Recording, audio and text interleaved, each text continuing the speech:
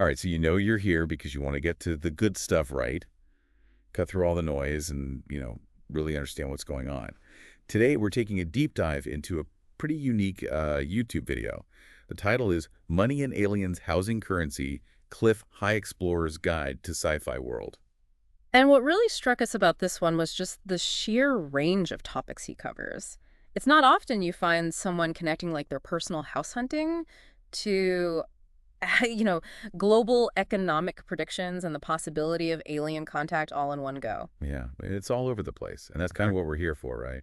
To try to pull out the key takeaways, those like, oh, wow moments that might make you think a little differently about things. Exactly. We're like your guides through this pretty dense and unusual, landscape. So where do we even start with this one? I guess the house hunting story is as good a place as any. I mean, it's literally where he starts the video. Yeah, and it's more than just, him talking about real estate. It kind of sets the stage for his whole way of looking at things. He talks about this long period of searching for a place, right? Almost like being stuck in a rut.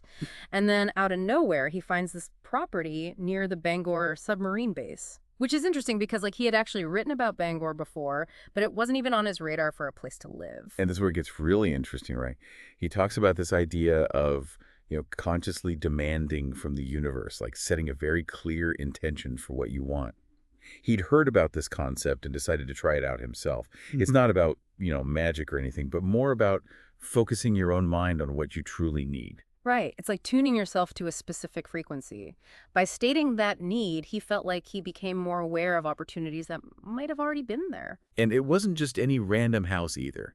He uses this phrase, design elements, almost like these features weren't just coincidences, but, they were meant to be there for him, specifically at that moment in time. It's like it met these needs that he didn't even realize he had until that point.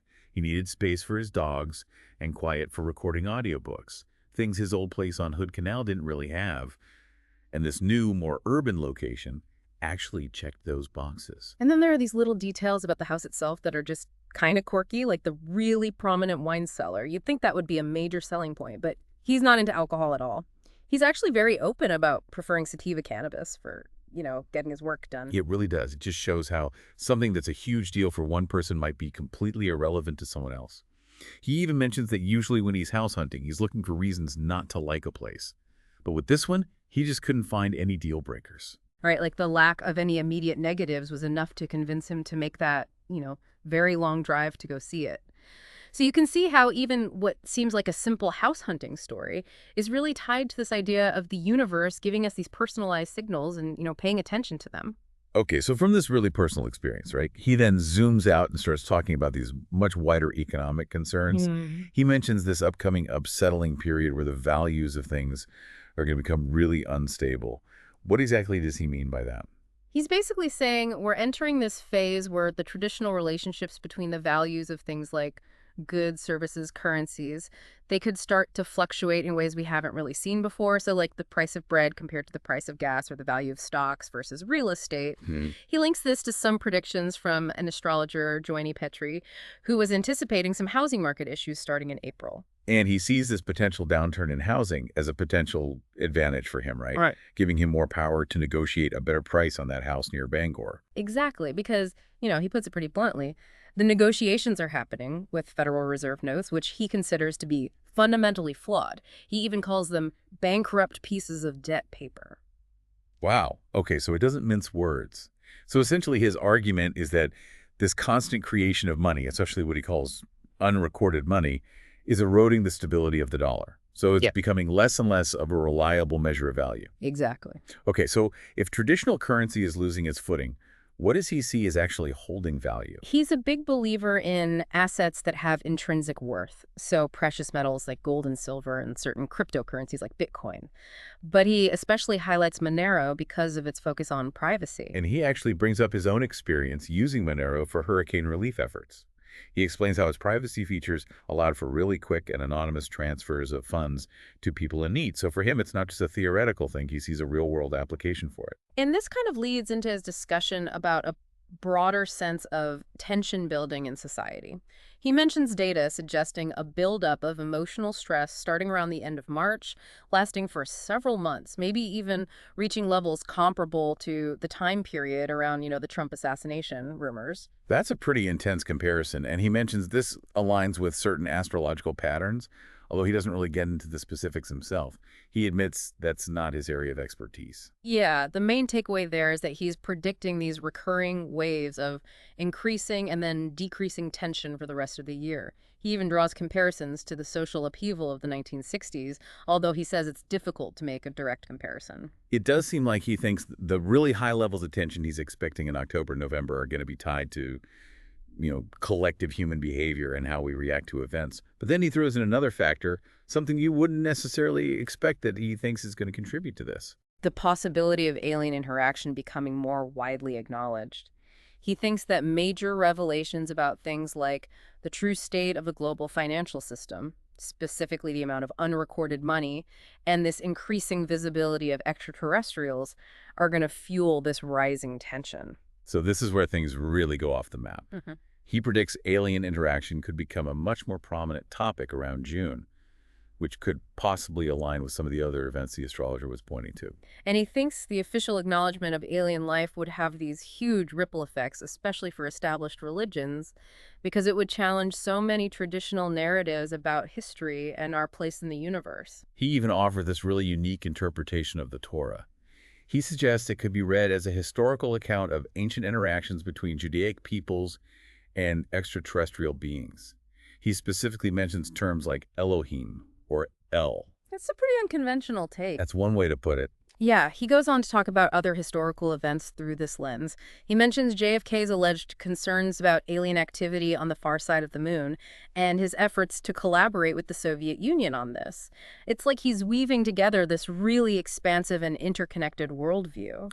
But he's also pretty quick to dismiss certain stories. Like the Valiant Thor thing, he sees that as clearly made up. So he's not just blindly accepting everything, he's encouraging people to be discerning about the information they come across. Right, and at the core of all this is this fundamental belief he has that karma is like this underlying force in the universe. He doesn't believe in randomness. He thinks everything that happens, even the seemingly small details, has meaning. And that brings us to this concept he calls qualia. So how does he define that exactly, and how does it fit into all of this? Qualia are like these highly personal, fleeting, almost sensory signals or feelings that we might receive from the universe. They're unique to each individual, but he believes they can carry really important meaning. But he's also very aware of the danger of confirmation bias. That tendency we have to interpret things in a way that already fits our existing beliefs. So the idea is that the universe is constantly communicating with us through these subtle personal cues. And the key is to be able to recognize and interpret these qualia to become what he calls a qualia sensor or perceptor. And that's especially important as we navigate this period of upheaval that he's predicting. And he gives this really specific example from his own house hunting experience. He saw this emblem in the house listing that resonated with him. It reminded him of the name Heidi. This was a deeply personal connection for him, a qualia that motivated him to take action and pursue that property. And he points out how unusual this emblem was. It wasn't something you'd expect to see just randomly. It had this specific personal significance to him. But he makes this really important point that, while this particular qualia had a clear meaning for him, someone else could see the exact same thing and interpret it completely differently or not even notice it at all. It's all about personal interpretation. Finally, he brings the conversation back around to the economic predictions. And he actually disagrees with the astrologer's more optimistic take on that potential drop in real estate prices in October. Yeah, the astrologer was seeing it as a potential buying opportunity, but he's anticipating something much more chaotic. He thinks there could be widespread loan defaults and just a lack of buyers with the capital to actually purchase properties. He even suggests the possibility of government intervention around that time, maybe even involving the Trumps, to try to restore some stability to the markets. So overall, his outlook for the year is one of significant turbulence, and he really emphasizes this need for each individual to be aware of those personal, meaningful signals, those qualia, amidst all the chaos. Wow, so we've covered a lot of ground here, haven't we? From the very personal act of finding a home to these really grand predictions about the future of our economy and even, our understanding of life beyond Earth. And the common thread throughout it all is this idea of finding personal meaning in what seems like random events, whether it's a small detail in a house listing or these larger global trends. He's encouraging us to pay attention to those individual qualia as a way to make sense of an increasingly uncertain world. It's really thought-provoking, isn't it? In a world where the things we traditionally rely on, like our currency or even our long-held beliefs, are potentially facing these huge challenges, how do you determine what truly has value? What meaning is hidden within the signals you personally perceive? It's a question worth considering. It really is. So we encourage you to think about your own qualia and what resonated with you from this really unique perspective. Yeah, take some time to reflect on that. And we'll see you next time for another deep dive. See you then.